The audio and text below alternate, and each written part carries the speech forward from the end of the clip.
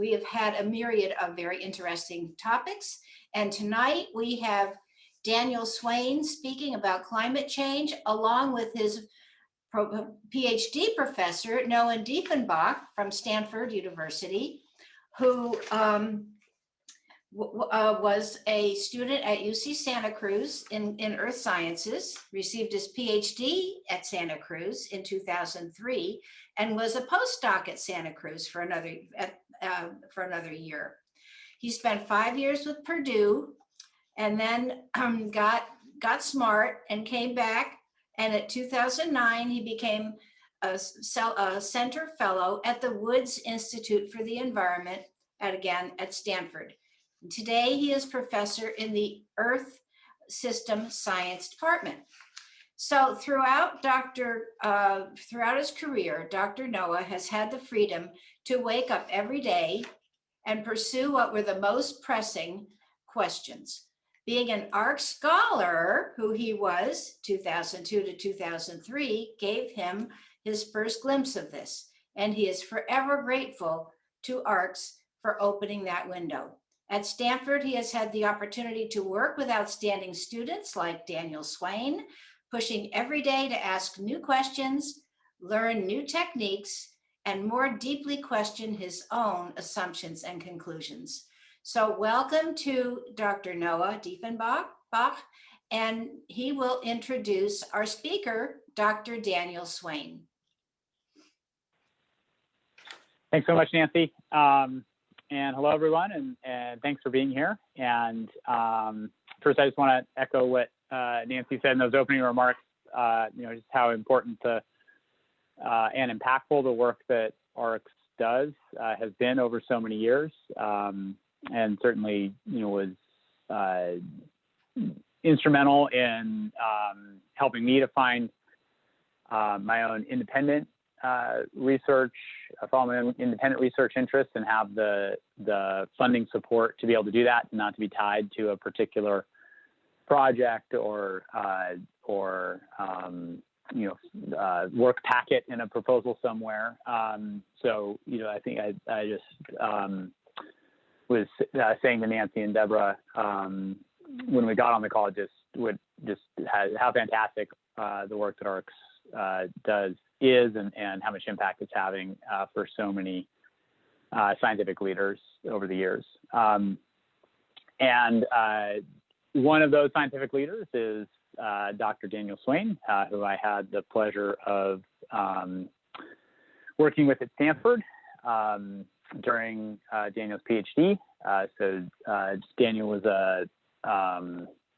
his undergraduate at UC Davis, and then his PhD in the Nervous System Science Department at Stanford, and a series of really influential papers on California climate, and in particular the California drought. And I will say a brief story about when I first learned about Daniel's prolific and very influential communication with the public. Daniel was a PhD student working with me, and the California drought was intensifying, and this is probably 2013 or so, 2012, 2013, probably 2012. And I was sitting in the car waiting to pick up my daughter, and I was reading a story in The Economist online on my phone about California drought and the ridiculously resilient ridge. And I said, what is this ridiculously resilient ridge? I've never heard of this. It had a link to, it was hyperlinked. And so I clicked on it, and I came to a blog called the Weather West blog. And wow, what is this Weather West blog? And I clicked on the About page, and there was a picture of Daniel, who I saw in the Y22 building every day. And I remember distinctly sending an email to the group, the research group, saying, what is this Weather West blog? How did I not know about this? Everyone else knew about it. And so we ended up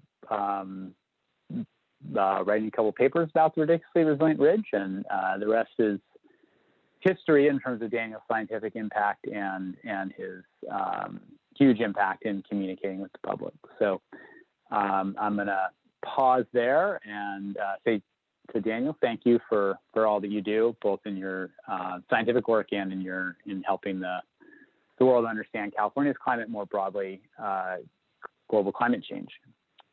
So Daniel will give a presentation about some of those issues, and then I'll moderate the Q&A, and I have some questions for Daniel, but I also want to make sure that we get to all of your questions. So what I'm going to ask is if I'll monitor the chat. I've been teaching online for quite a while now, so I've actually gotten adept at being able to see what's going on in the chat, as well as listening at the same time and watching the screen. So I'm just going to ask that you put your questions in the chat, and then at the end of Daniel's presentation, we'll start moving through them, and I'll monitor and I'll synthesize and integrate those questions. All right, without further ado, Daniel. Great. Thanks so much, Noah. It's always, I had actually forgotten about that anecdote from 2013. So it's always fun to hear origin stories when they turned out to sort of lead somewhere today. And I won't belabor the point, but just to echo what Noah earlier said about ARCs in general and the value that kind of independence plays, even in funding a year or two of someone's time as a PhD student, really is invaluable, I think, for a variety of reasons. And then finally, I just wanted to add that one of the reasons why I think Noah is here tonight is because I suggested him as a potential host and moderator because I really enjoyed my time in his group at Stanford, and we remain close collaborators even today. So that's a relationship that has outlasted my formal time at Stanford, which I think is really great. And also in a testament to the lab group itself, I still remain close collaborators and friends with many of my former lab mates from the Diffenbaugh group some years ago. So without further ado, I'll get started, and I think there'll just be a brief gap as I share my screen.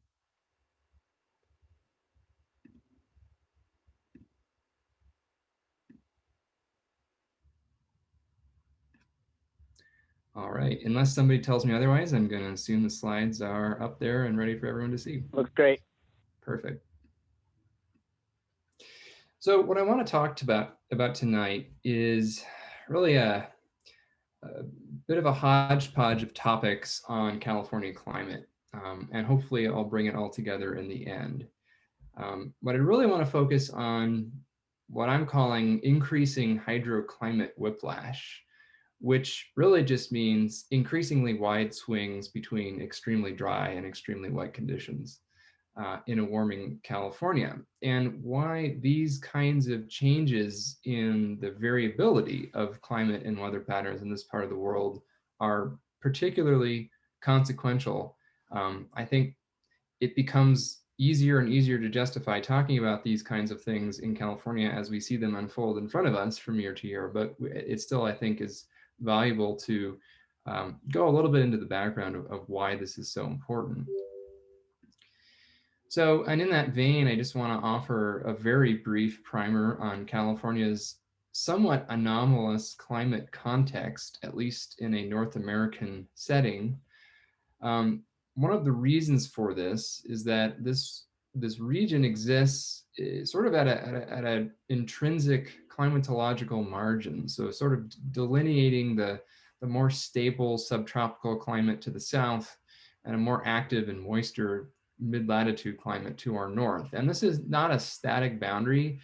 As you can see in the animation on the left that represents our precipitation seasonality, the wet months are essentially when that boundary shifts southward and when most of California has a more mid-latitude-like climate. And then the drier months are the months in which California has a more subtropical-like stable climate. So this is a boundary that shifts seasonally from month to month.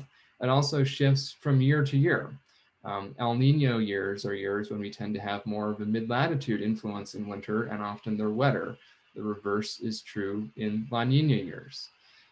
So this has other consequences as well. It also means we have a strong latitudinal gradient of precipitation. So Northern California is a lot wetter than Southern California. And it also means that we have really high year-to-year variation in precipitation. So we have not only a well-defined drought every year, known as summer commonly, but we also have a lot of individual years that are dry, and then a lot of individual years that are wet. And sometimes it feels like surprisingly few years in between. And so to a certain extent, that is an intrinsic part of living in a part of the world that exists near one of these boundaries that is dynamic in both space and time. But it also means we're quite susceptible to drought in the sense that there really are only a handful of calendar months each year during which most of our precipitation can potentially fall. You can pretty much count on the fact that you're not going to get a significant amount of rainfall in the summer. And to a large part, probably not in the late spring or early autumn either. So you're really limited to these core cool season, wet season months for the vast majority of the precipitation. And if something happens during those relatively few calendar months to prevent us from receiving that precipitation, we're pretty much out of luck for the rest of the year. And so that brings us to the climate change part of the question. That describes California's climate in a broader sense, but now we're going to focus on the trends over time. And it's already a pretty different climate than it was just 40 or 50 years ago. California is now significantly warmer than it was during the 20th century. This is a warming trend that has actually accelerated over time. Mountain snowpack, and the Sierra Nevada especially, is now detectably decreasing. So the mean snow line is creeping up the mountain, and the overall amount of snow in general, especially the water stored in that snowpack, has already started to decrease as those temperatures warm.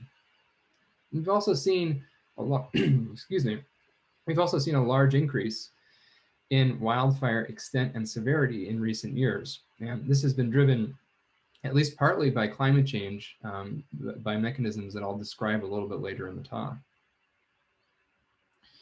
So I just wanted to jump right into what, excuse me, I take a sip of water here.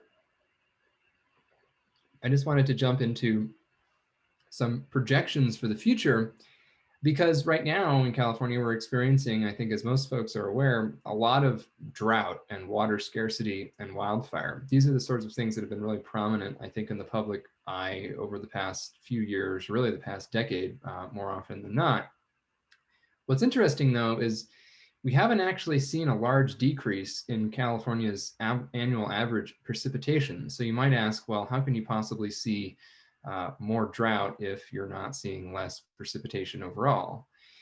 And there's really two answers to that question. One of which is that despite a relatively modest change in projected future precipitation average levels, the projected future change in California's precipitation variability is quite substantial. And by this, I mean, there's a strong expectation that even if we don't see a large decrease or increase in the mean precipitation in this part of the world, that we will experience a substantial increase in the frequency of very wet years, but also very dry years. This is something that we termed in a paper a couple of years ago, increasing precipitation whiplash, because you go more frequently from one extreme to another.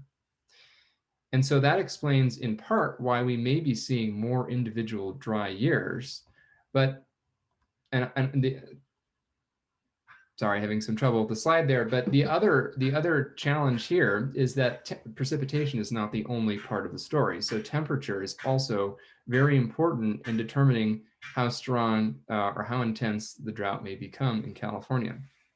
Apologies if you hear my neighbor. I believe they're hammering a stake into the ground, which was coincidentally the cause of California's largest wildfire in state history until last year, believe it or not. Person hammering a stake into the ground. All right, with that interlude, I just want to motivate a little bit why we care so much about this variability or precipitation whiplash. So why is it more important in some cases to understand the extremes than it is to know about the mean, especially if the mean itself may not be changing very much, at least so far?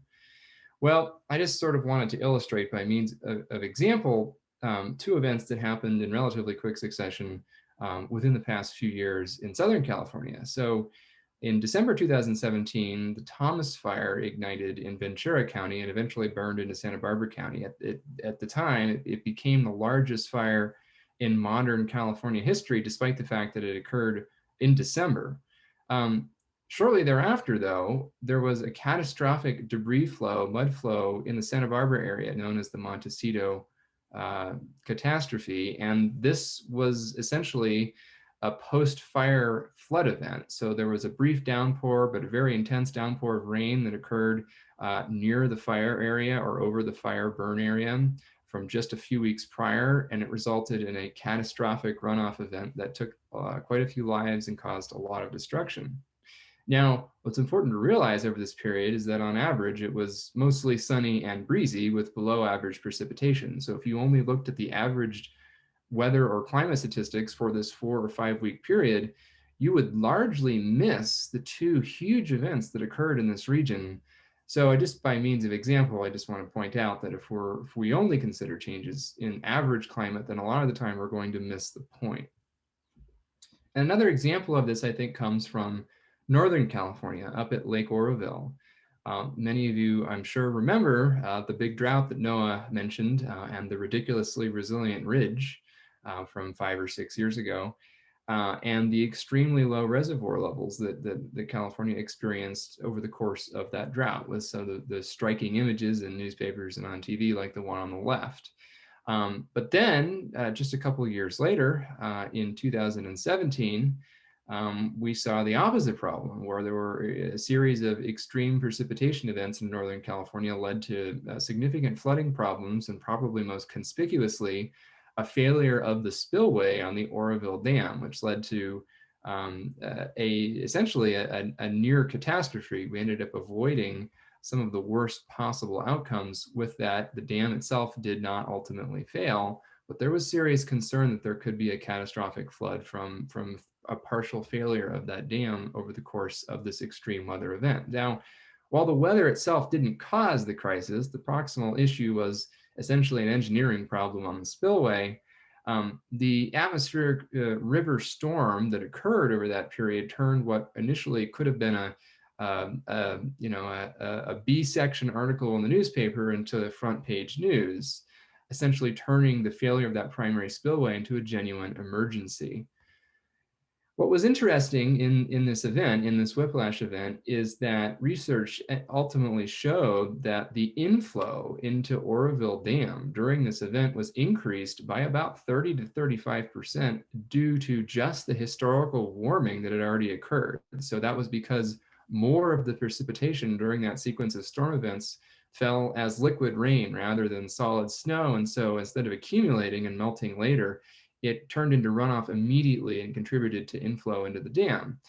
I've spoken with a number of people who were up at Oroville, engineers and water managers at the time, who have essentially emphasized to me that had the inflow been 30% lower, then the emergency spillway wouldn't have been overtopped in the first place, and the emergency evacuations would not have been necessary. But it also begs the question of what might have happened a couple of decades from now in the future with additional warming, had the inflow been 30% higher still than it actually was during the 2018 event, and whether we may have gone from an emergency to a genuine catastrophe. So this is an interesting example of whiplash leading to a crisis that itself is dependent on just how wide those swings in the pendulum actually are. The outcomes when it comes to our built infrastructure, there are sometimes thresholds baked into those. And there's another kind of precipitation whiplash, I think, that's important. We're all familiar with the notion, as I mentioned, that California has long, dry summers and usually wet winters, not so much this year, but in a typical winter. And that's sort of a reliable state of things, this oscillation between wet in the cool season and very warm in the summer. And the challenge as we move forward, in addition to this particularly wide swings from year to year, is this idea that we may also start to see even sharper seasonality of precipitation. So instead of seeing some major reversal of the patterns we're used to, we may actually see a reinforcement or amplification of this really strong seasonal cycle that we already have. And by this, I mean there is growing evidence that California is experiencing drying in the autumn and will likely eventually experience drying in the spring as well. So these are sort of the precipitation shoulder seasons, if you will, not the peak season, but also not really the dry season either. And that's going to be a real challenge because of the implications it poses for things like snowpack and ecosystem stresses and subsequent wildfire risk. And I'll delve into the details on this a little bit later in the talk. But all of this leads to a bit of a paradox, because what we expect to see in a warming climate in California is this simultaneous increase in water scarcity most of the time, punctuated by these occasional periods of water overabundance. So increasingly arid conditions much of the time, but also increasing flood risk the rest of the time. And this comes from several reasons, some of which I've already mentioned and some of which I think are worth mentioning here. Less spring and autumn shoulder season precipitation, but maybe even slightly more precipitation concentrated in those already wet winter months. But also more precipitation on fewer days in general, with more intense but potentially fewer storms overall. So shorter, sharper shocks of precipitation itself.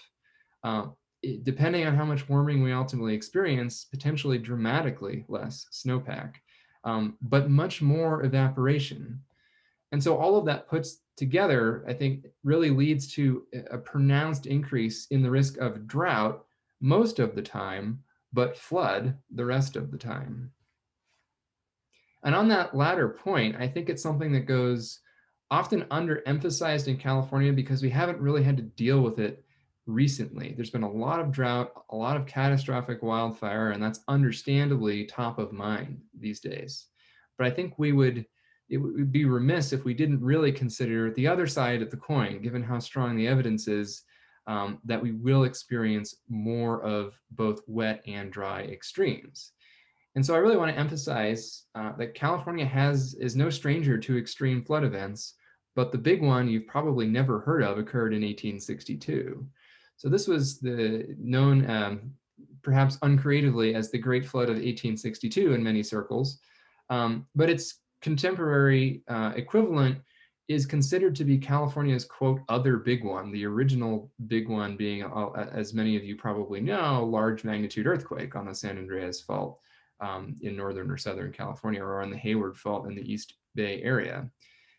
And the reason for this is that recent estimates suggest that the economic losses and societal disruption from an event on the order of what happened in 1862 would be very much comparable or in excess of one of these enormous earthquakes in one of California's major urban areas, partly because it would not be restricted just to one part of the state. It would actually occur over a very wide region and disrupt essentially all housing areas and every major industry all at once.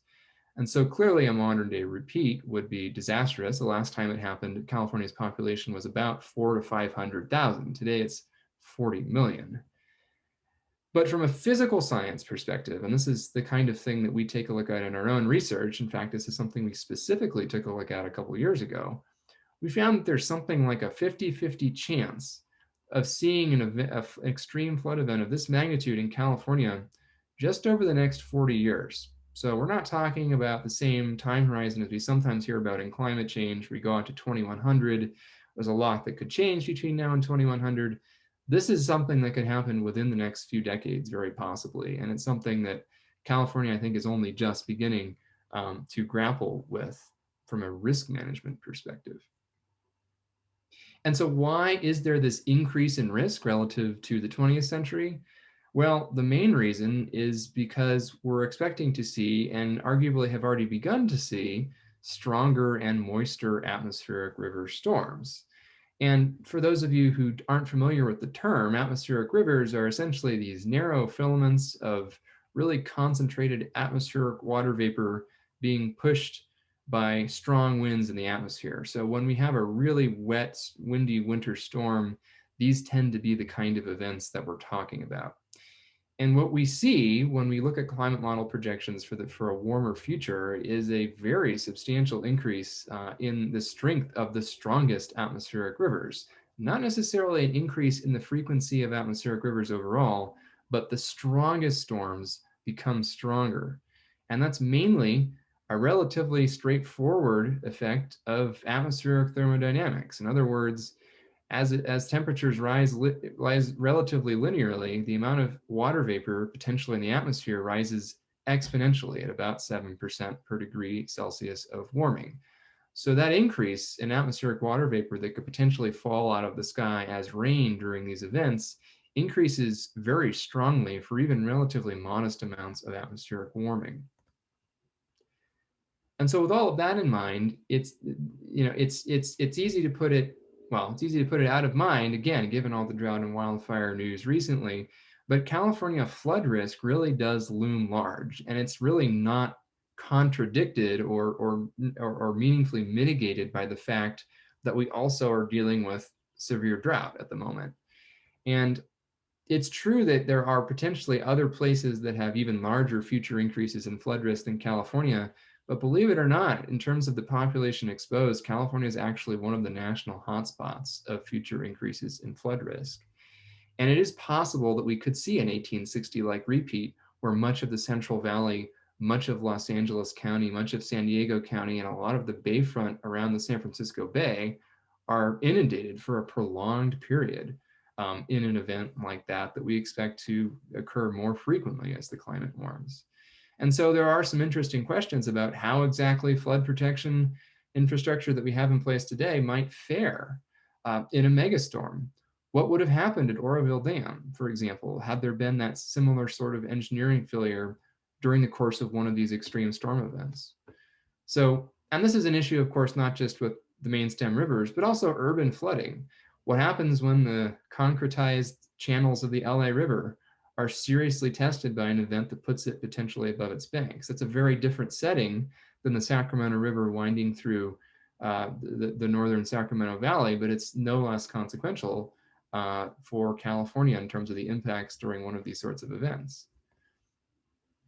And so switching gears a little bit, because I know that a lot of folks are probably interested very much in wildfire, and as I mentioned, for good reason.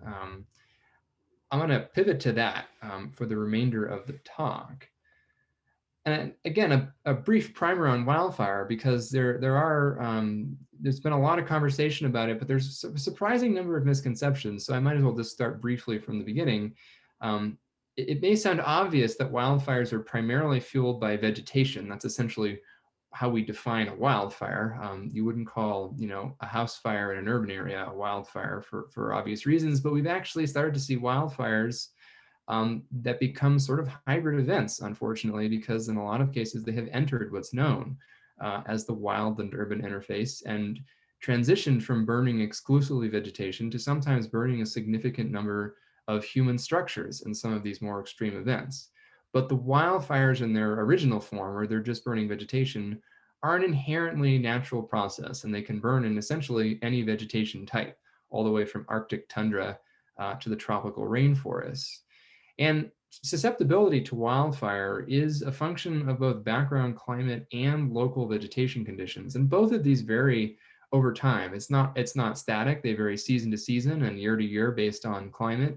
And they vary in the long term due to changes in climate and other human interventions. And not all wildfires are created equal. There are huge differences between very high intensity burn patterns and low intensity burn patterns, and sort of contiguous versus patchwork mosaic patterns, and whether the fire itself is burning in a fire adapted or fire dependent ecosystem or not. There are some ecosystems that need fire at some minimum frequency for their health, essentially. And so all of these variables are significantly different in different parts of California even. So the coast chaparral regime in Southern California, for example, is dramatically different than the high altitude coniferous forests in the Sierra Nevada, which themselves are very different from the moist coastal forests in Santa Cruz County or Mendocino County. So California has a great diversity of fire regimes. Arguably, it has most of the fire regimes that exist on Earth, except for the tropical rainforest and boreal tundra ones.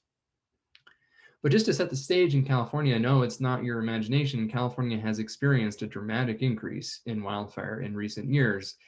And the problem, though, is less the extent of the fires, because in a perfectly natural world without human intervention, there would be quite extensive wildfires naturally in California.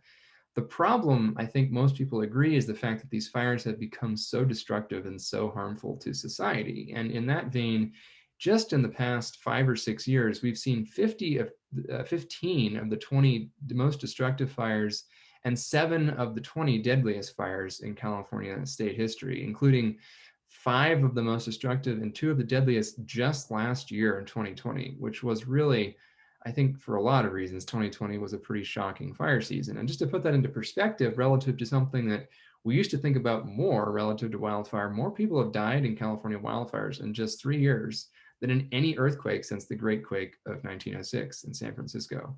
So this has rapidly become one of the key issues, I think, in contemporary California. And so what's driving this escalating crisis? Well, there's a few things going on, and this is often where you'll hear people vociferously arguing about which of these is the cause. And as it really turns out, it's not any one of these things singularly. It's really each of these 3 pillars acting together in an unfortunately synergistic way to sort of amplify this background fire risk and result in catastrophes that we didn't see previously. The first of these is simply the expansion of populated areas into high-risk fire zones. It's known as the expansion of the WUI, or the wildland urban interface. And it really just means that more people, more structures, more stuff, essentially, is potentially at risk if there is a fire. Put this into perspective, there's, as I mentioned earlier, there's 40 million people living in California today versus 400,000 people just 150 years ago. So it's orders of magnitude more people living in a flammable landscape. And then we also have the legacy of 20th century forest management policies to contend with. And by that, I mainly mean the intentional exclusion of fire from the forests in the American West. So this idea that we had a strict policy of extinguishing every fire as soon as possible after we knew that it ignited. As it turned out, we found out later that that was actually a pretty bad policy from a perspective of forest health. And what it's meant is that we excluded all of the lower intensity natural fires that might have thinned forests more naturally and left them in a healthier state, and instead allowed the forests to densify and for vegetation to accumulate in a way that now has resulted in very unnaturally dense forests in many places, making them more flammable.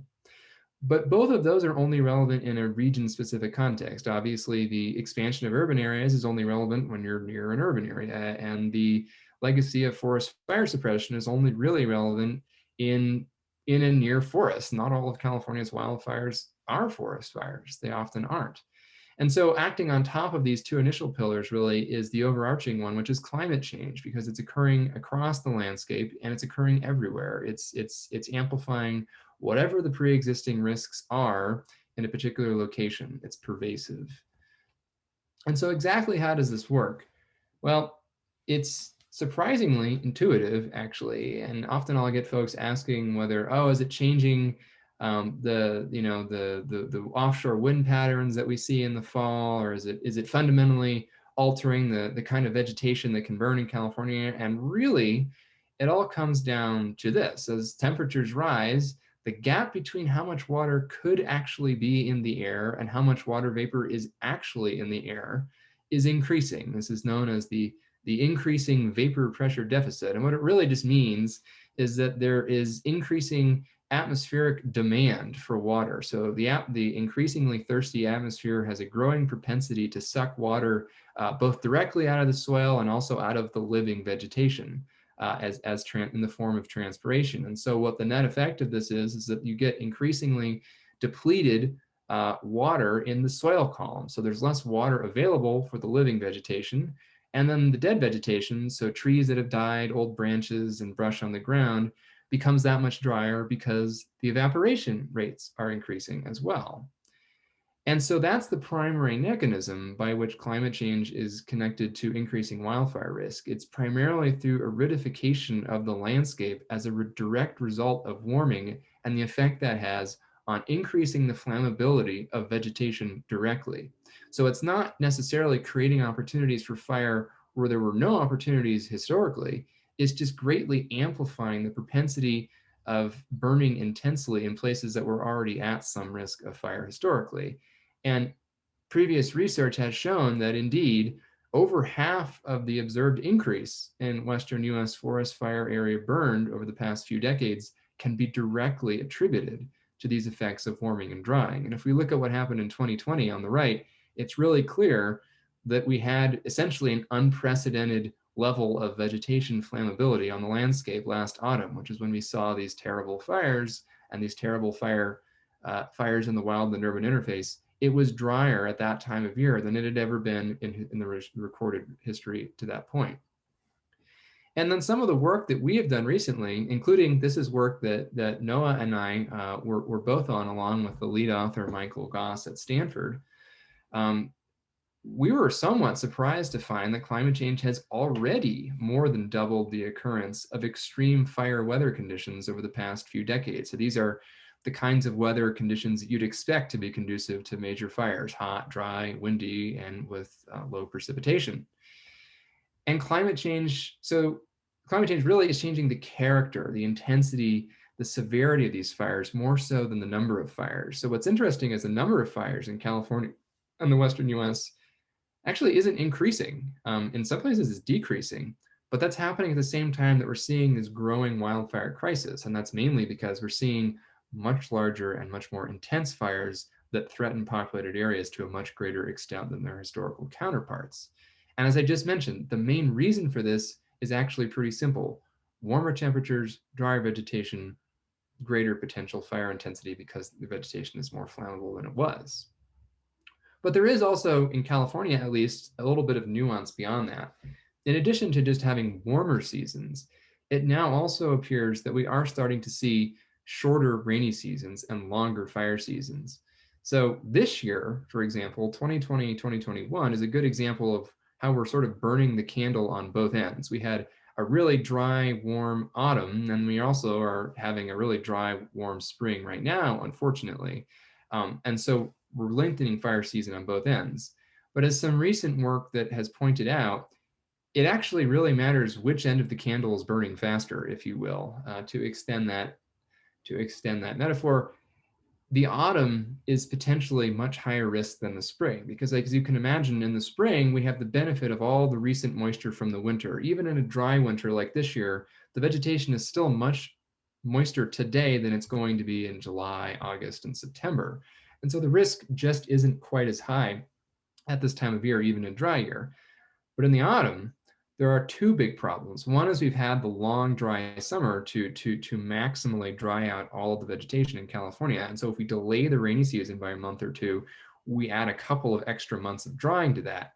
So we increase the peak level of dryness of the vegetation and extend it further into the autumn. But the other problem, as you may remember, if you've lived anywhere in one of these offshore wind corridors in California in your life, and there are many of them, they exist all the way up from the Oregon border down to the Mexican border. These are the Santa Ana winds in Southern California, the Diablo winds in the Bay Area, the Yuba Gap winds, or the north winds in Northern California. They have less creative names, I guess, as you go north. In Oregon, they're the east winds. But the idea is the same. These are dry winds that blow from land to sea and usually blow downslope the topography. They blow from the higher elevation regions to the lower elevation regions, and they occur primarily in Northern California between September and November, and in Southern California between about October and January. And so the tricky part is these are the kinds of winds that usually push some of the worst fires that we've seen in California. A lot of the Southern California fires in 2007 were pushed by Santa Ana winds. The Santa Rosa fires, the North Bay fires in 2017, also pushed by these. The Camp Fire in Paradise, again, an offshore wind-driven event. The challenge is, historically, we'd often see some precipitation on the ground before the peak of this wind season hit. If we delay the onset of these autumn rains even by a month, we have a lot more potential for these really strong offshore winds to co-occur with maximally summer-like dry vegetation. And so the challenge here is not just that we're lengthening fire season, but we're adding to fire season at the worst possible time in the autumn. So we're extending it, but we're also amplifying the peak risk at the worst time of year due to these shifts in seasonality. And so going back to the work that Michael Goss led and that Noah and I worked on last year, this sort of suggests that we're starting to experience not a new normal for California wildfire, but a new abnormal, which is, I think, is a term that Jerry Brown coined a few years ago. It's this notion that we haven't reached a new stable plateau yet, but we're actually still sort of at a way station on a way to an uncertain future climate, but one that is definitely going to be at least somewhat warmer than today. So there is some amount of further warming that is inevitable in California. How much will still greatly depend on how aggressively we address global carbon emissions over the next decade or so. But there is some component, therefore, of this climate-driven wildfire risk that will get worse before it gets better. And so there are some major implications, obviously, for society, not just from a wildfire perspective, but also from the perspective of sort of these secondary hazards, like the post-fire debris flows I mentioned down in Montecito, or the sort of water quality issues we saw in rebuilding parts of Santa Rosa and Paradise, where you have to think about how do you rebuild an urban water system that burns from the top down, literally. And so a lot of this may sound a little bit gloomy, but I think that it's important to differentiate a little bit between the increase in the physical hazard and the increase in the exposure that people actually have to it. This notion that catastrophic fire in the wildland urban interface is clearly an accelerating crisis. It's awful that as many people have died as they have, and that as many homes have burned as they have. But it's not inevitable, even in an era where we know that we're going to see more fire in the landscape. And that's because wildfire itself is not inherently bad. But it's the intersection between wildfire and these populated areas that's become increasingly catastrophic. And that's really what we need to avoid, because still worse is plausible in the future. So the real question in my head, and sort of shaping a lot of the work that I'm doing right now, is how do we decouple this fire from catastrophe, given that we know that there's going to be more fire, but we also acknowledge that there are a lot of things we can do to avoid the catastrophic outcomes. And so to cope with these increasing physical climate extremes that we know are occurring and going to continue to occur, I think it's the way I'm framing it is that we really need to be thinking about flexible adaptations rather than rigid adaptations. And by that, I mean climate adaptations that are commensurate with the physical reality, which is that we're going to see increases in both precipitation intensity, so bigger, stronger storms, but also an overall increase in the aridity, because we're going to see fewer precipitation episodes and much warmer temperatures in between them. So this means a loss of snowpack and also longer and more intense fire seasons. And so in my head, and in the conversations that I've been having with policymakers and colleagues at places like the Nature Conservancy are, can we mitigate flood and drought risk simultaneously in some cases? Can we fight bad fires with good fires, with prescribed fire? And in many cases, the answer, at least hypothetically, is yes. There's a lot of good reason to believe this could actually be very effective, both practically and cost effective, and offer some environmental co-benefits even along the way. And so I guess the overarching message I wanted to close on before we launch into the Q&A session is that even in the context of increasingly extreme weather conditions, an increase in subsequent disasters, which is the catastrophic experience that we experience as members of society, that's not inevitable. And so there's a lot we can be doing to mitigate those kinds of risks, even in this warming climate. So with that, I'll close. Hopefully I've left enough time to have a conversation. And just to remind everyone that I know this officially goes to the top of the hour, but I can stay longer if there are questions. All right, thank you, Daniel. Yep. I'm clapping with my mute off. Some may use the clapping icon, others may clap with their mute on. We've seen all modes of gratitude in the Zoom world. All right, we have a lot of questions in the chat, so I'll start synthesizing them. So first question, Daniel, on the scientific content. from the presentation about El Niños, and you talked about variability, that inherent internal variability in California's hydroclimate. And there's a question about the historical El Niños having been very bad in the past, very wet, and causing a lot of damage. And what can we expect from El Niños in the current climate and the future climate? Yeah, that's a good one. So it's definitely the case that there is a historical relationship between the El Nino La Nina cycle in the tropical Pacific Ocean and the amount of precipitation that we see in places like California and really throughout the Southwest. And it's a little nuanced because the signal is kind of weak unless you have a really strong El Nino event like we did in 97, 98. So that was a very wet year, and that was directly associated with that really strong warming of the equatorial Pacific Ocean associated with El Nino. Interestingly, though, we had another pretty strong El Nino event, if you recall, in I believe it was 2015, 2016, and we did not have an exceptionally wet winter that year in California. So that's not to say the relationship isn't there and that we don't expect that relationship to continue. It's just to say that there can be exceptions. So with all of that said, there is some evidence that one of the reasons why California may see individual wetter winters in the future in a warming climate is potentially because we may see stronger El Nino events in a warming climate. The evidence is less strong regarding El Nino than it is for some other processes in the Pacific Ocean. But there is some evidence at this point that the oscillations between El Nino and La Nina may become somewhat amplified in a warming climate, and that may be part of why the variability of California's precipitation is expected to increase in a warming climate. Excellent, thank you. We also have a number of questions about engaging with decision makers, whether it's around the wildfire risk management, around water management with the reservoirs and dams and aquifers.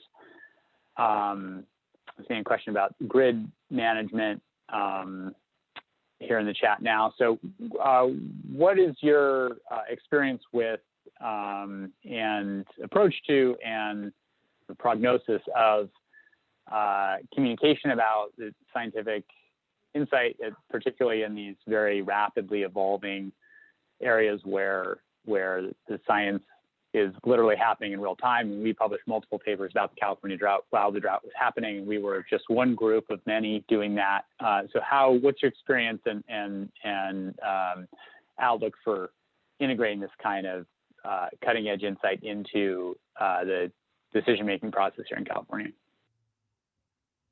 Yeah, as Noah mentions, one of the challenges is that science usually moves at a slower pace than many of the policy relevant decisions that are being made in some cases, especially when there are disasters and emergencies that have a lot of news coverage at a particular point in time and that might be acted upon quickly. So, some examples of this, as Noah mentioned, we engaged with the California drought as it was unfolding. We were had the advantage that droughts are slower evolving phenomena than are things like wildfires. And so last year, we were writing about wildfires. We were motivated essentially, for example, by wildfires that occurred in 2018.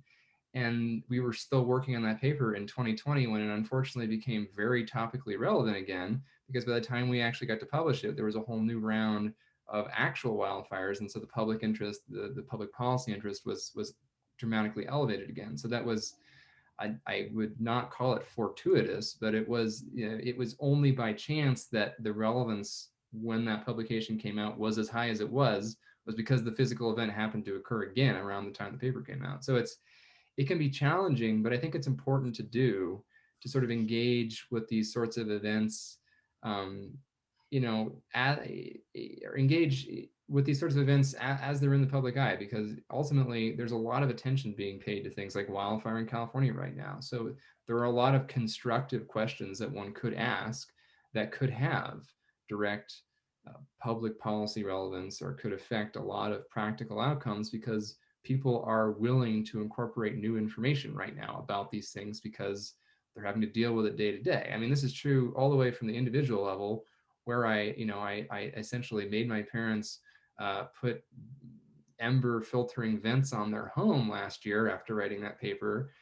And then also talking to the governor's task force on wildfire and saying, look, this is a problem that has gotten worse, and we really haven't made meaningful strides to make it less bad. And the climate models tell us that this is a problem that will actually get worse before it gets better, unless we take some drastic interventions. So that's just an example with respect to wildfire, but I think it's more generally true. We're sort of taking a look at events that are somewhat topical and that there's particular societal interest in, can be really helpful to look at those from a physical science perspective. And I know that's something that I do. I know it's something that Noah continues to do as well, to a certain extent.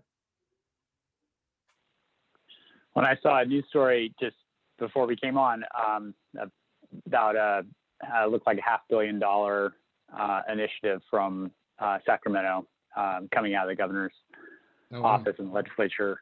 So I look forward to seeing your recommendations reflected in those measures. Yeah. So there are also some questions about your trajectory, your academic trajectory, and there's a couple questions, including if you can remember the title of your talk at the 2016 ARC Symposium. So I'll ask you, sort of taking, I told the anecdote about discovering your Weather West blog, which obviously predated your time at Stanford, and then now talking to the governor's task force, and so how did you get from say the when and where of the start of the Weather West blog to today? Yeah, it's always a little bit fun history to go back through, because I actually started, the Weather West blog was the first thing, and I started writing that technically while I was in high school, back in the days when blogs were the thing. I guess we're past that now, but people still read Weather West, so I guess that's something. But you have to do Substack now. Yeah, exactly.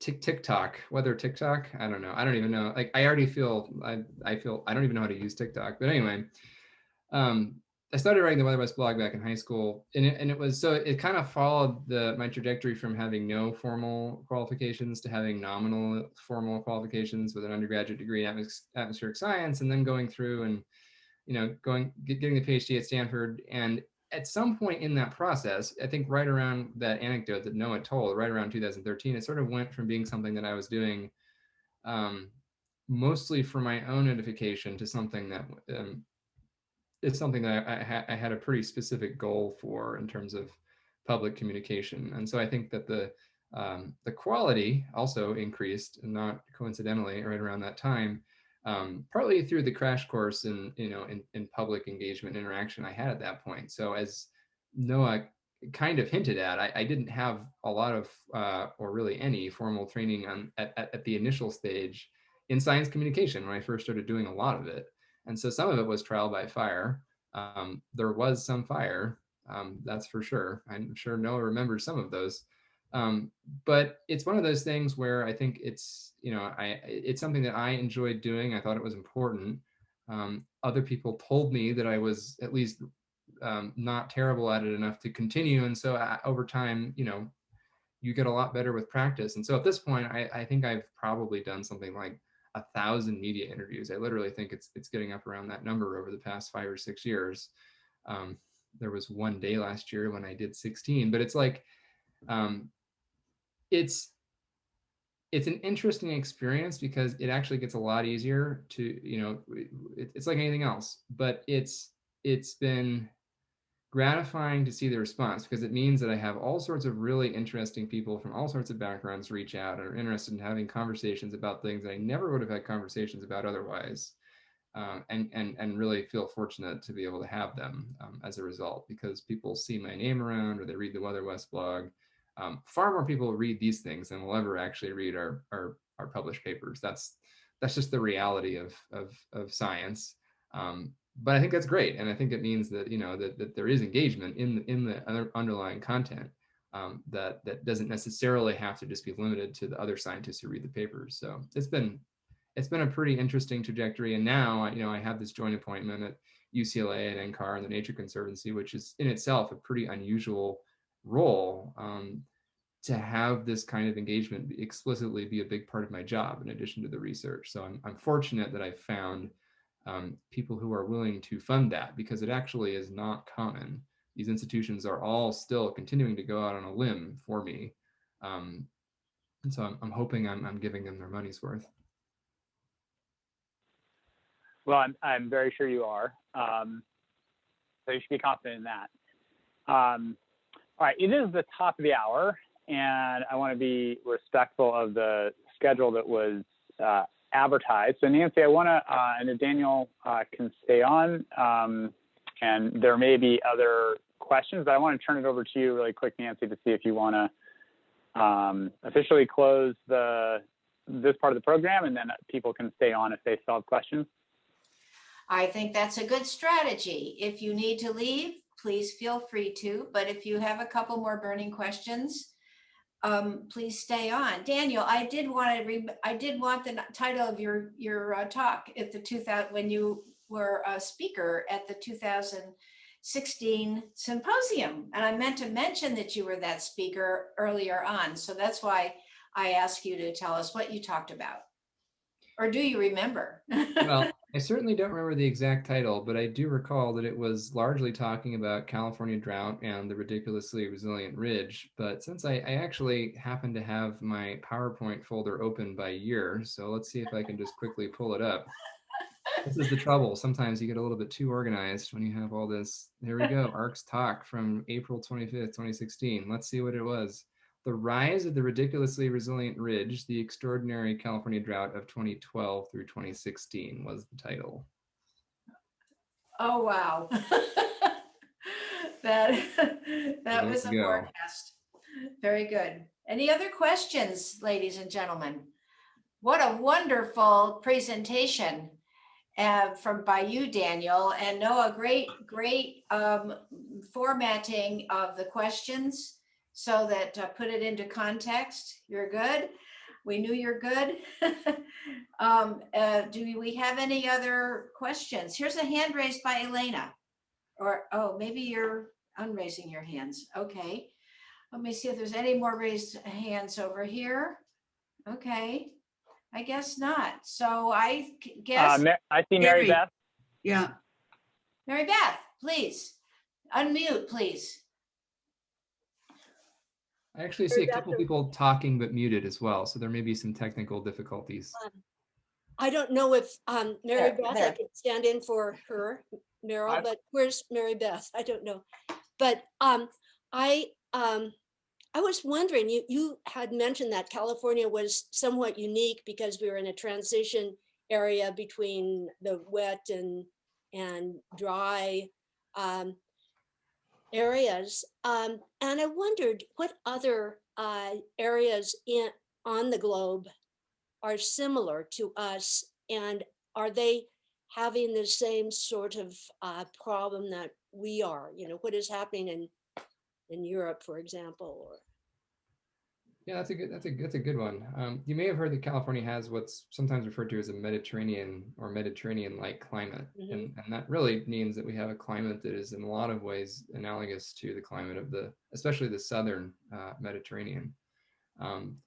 And what's interesting is that we're sharing some commonalities. Obviously, it's getting warmer in both places and in other Mediterranean climates around the world. So this includes places like the west coast of Chile and the southwestern Cape of South Africa and the southwestern part of Australia. So it's getting warmer in all of these places. And there's actually been an increase in wildfire activity, interestingly, on all of these places. But what's happening with precipitation is actually different. California stands out. In other places, I mentioned that California is not necessarily seeing a large decrease in its overall annual precipitation, even though it's seeing an increase in drought from rising temperatures and increasing variability, that our overall average precipitation was not necessarily decreasing. In pretty much all of these other Mediterranean regions, that is not the case. These are actually places that are getting dramatically drier, even in a mean sense. And so in those places, some of the water scarcity problems are even more pronounced. And it really just comes down to what's happening in winter. In California, in the future, there's much less evidence that the winters become drier. In fact, there's some evidence they may even become a little bit wetter. And all of these other Mediterranean places, which similarly receive most of their water in the cool season in winter, there is evidence that those places are going to get a lot drier in winter. And it has to do with changes essentially in the northern Pacific Ocean that are different from what's happening in these other regions. Thank you. Mary Beth. Bob? If you were asked to stand up before the governor and the legislature in California, and they'd listen to you, what would you tell them that they ought to be doing that they're not doing? It's timely that you asked that. So there's really two big things. On the wildfire front, it's putting a lot more resources into prescribed fire on a really large scale and thinking carefully about how you can mitigate risk preemptively rather than just fighting the fires that ignite under really bad conditions, because that hasn't gone so well recently. So being really proactive, I think with a large budget for prescribed fire is the number one thing for wildfire. And then for the rest of sort of this, in line with what I was mentioning toward the end of the talk, to buffer against both drought and flood risk, there's something known as flood managed aquifer recharge. It's essentially taking the floodwaters that are inevitably going to occur sporadically, occasionally, but they will eventually occur, and using them constructively, essentially allowing them to inundate certain regions on purpose to restore groundwater aquifers. So you achieve flood risk reduction because you don't flood Sacramento, but you intentionally flood land somewhere else where you can recharge the aquifers. So that, I think, it's a big ask. It's going to require some new infrastructure, but it is something that the state is actively looking into now. And it's something that really would be consistent with this notion of wetter wets and also drier dries. It would accommodate that physical reality. Thank you. Any other questions, please? Excellent. Oh, Jerry. I see Elena has her hand raised. The Indians used to do seasonal burns all through the forest. They managed the forest. We poo-pooed that, I guess, and didn't take their knowledge and their experience to heart. Now we're kind of back to that same program, aren't we? In a lot of ways, that's exactly right. I mean, it's essentially, there was really all of the native peoples of California. Really, all of these different cultures, most of them had some form of cultural burning practices. And some of them are really extensive burns. And so, yes, this is something that was, we lost not only the completely natural, lightning caused fires that would have happened even in the total absence of humans, but we also missed out on, for the past several thousand years, until sort of the modern colonization of California, essentially, there were also these cultural burns that would have greatly reduced risk. So in a lot of ways, we are returning to something that we had been doing for a long time in the past. And so I think that the challenge is we now have big cities and lots of people who don't like to see smoke. But the reality is, we're going to see smoke either way. It's a question of whether we see these massive plumes of choking smoke or whether we deal with more modest amounts on a more occasional basis. And so there is actually interesting work being done with certain individual tribes in Northern California. The Yurok, actually, up along the North Coast, is leading the call, actually, and being really aggressively pushing the state to do more and to allow some of the actual cultural practices to be part of the statewide solution. So this is something that is it's frustratingly slow. I think a lot of folks are frustrated by the rate of change, but we're starting to see some progress there. Great. Anybody else? I see Elena's hand is raised. Elena, unmute yourself. I subscribe to the Phi Beta Kappa journal, which is called American Scholar. And they had an article about, I've lived in California. I was born in California. I've lived in my whole life. And they had something called the Ponderosa Road. And they said that during the Great Depression, Roosevelt had the CCC doing work in parks and things. And one of the things they did was a fire break through California to separate the urban areas from flammable forest areas. And is this an idea that worked? And is it an idea that can be recycled or repurposed? I've lived here all my life and I had never heard about it. Yeah, it's interesting you bring that up. I learned about the Ponderosa Way break just last year myself. It was something it was a historical artifact I hadn't been aware of until that point. But there's a kernel of truth in it, which is that, this idea of defensible space and having buffer zones around populated areas can be a really important intervention for reducing risk on the individual community level. I think the difference between that intervention and sort of the kinds of fire breaks we talk about today is this was like a big contiguous one that went really down the western slope of the Sierra Nevada, parallel with the Central Valley. And the challenge is, today we're seeing fires that leap 8-lane freeways, under windy conditions without much trouble. So a 2-lane dirt road probably wouldn't provide the kind of buffer that's needed. And it's also, we have cities everywhere now. So there are populated areas that are sort of encircled by the vegetation at risk in a lot of places. But on the other hand, more targeted fire breaks are very much part of the solution. And I actually, as Noah mentioned this new task force over the course of this call, a news alert popped up on my screen saying that part of that funding is actually going towards fire breaks. So another old idea made new again, really. Anybody else? Jerry Sanders. Jerry.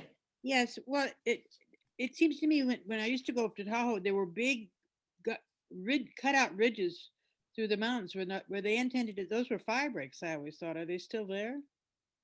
You'd see big sloughs cuts through the forest. I don't know if those were fire breaks or not. Maybe they were just roads, but I was always told they were fire breaks. I thought there were a lot of them, but anyway. Sometimes you'll see those along like electrical corridors of electrical infrastructure. So if there are high tension lines going through the forest, they usually have some like a clear cut on either side of it. Apparently that's not enough. In some cases, you've seen a lot of power line fires, but it could be part of what that was. I have one other question. Daniel, I wonder if, go ahead, Jerry. How is this climate change on the coast? Is it going north? What's happening in Washington and Oregon and Alaska while we're changing? Are they changing, or what's happening to them? Yeah, it's a good question. It's different. As you might expect, it's still getting warmer in all of those places, but they're not getting drier. In fact, some of those places are actually getting significantly wetter. Not everywhere, not at all times of year. So the Pacific Northwest is having this weird situation where it's getting wetter most of the time, but drier in summer during fire season. Oh, so great. So California is more on the dry side than the Pacific Northwest and Alaska. Thank you. Interject with a synthesizing question. I'm hearing a lot of questions framed within the context of